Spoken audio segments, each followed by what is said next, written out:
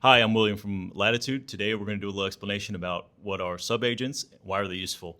So I'm sure you all have heard the phrase that the jack of all trades is the master of none. We can say the same thing for agents, because if you have an agent that can do everything, it's likely that if the process is really complicated, it's probably not going to do that complicated thing correctly because it's trying to do everything all at once. So the solution for that, we think, is modularity. And modularity comes in the form of subagents. So let's take a practical example. So we have a Slack onboarding bot that every time someone enters into our company, we send a little message by Slack with all their onboarding information.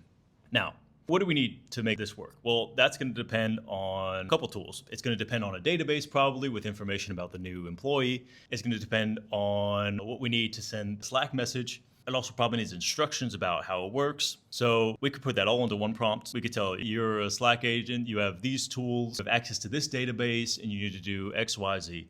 That could work. But how are we going to be sure that every time it's grabbing the information correctly, it's got to also structure that information? So we need a separate process for it to structure it. That's a lot of directions for one prompt to follow. And so what we can do there, we can separate it into multiple subagents. So we could have a subagent for grabbing stuff from the database. We could have another subagent for posting to Slack. So once it has all that information correctly, another subagent for structuring that information. And one of the benefits that this gives us is that if something's going wrong, for example, if the message is not sending correctly and I'm not sure why, I can go in and I can say, well, if it's not sending to Slack, it's most likely an issue with the Slack bot. And so I can identify that, oh, the issue is here, and I can isolate that. That's a huge benefit when you're making these types of agents. This is something you can't really do the same way when you have just one prompt, because you're not sure that if it's something else in the prompt that's not working, there's no point at which you can identify that this is the problem. And so when you have this modularity broken into different actions, when you have a problem with the single action, well, you know where that comes from.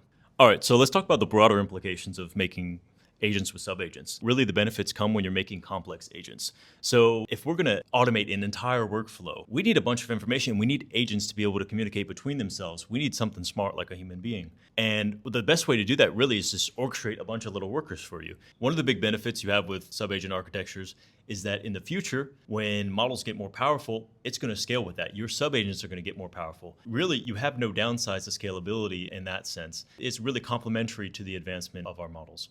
Another one of the big future implications of subagent architectures is that as we have new models that are getting better and better at very specific tasks, like Claude for programming and GPT for creating human language, you can make all of these work together. You don't have to just be stuck to one model. And that's a huge benefit because you know you're getting the best type of output you could possibly get.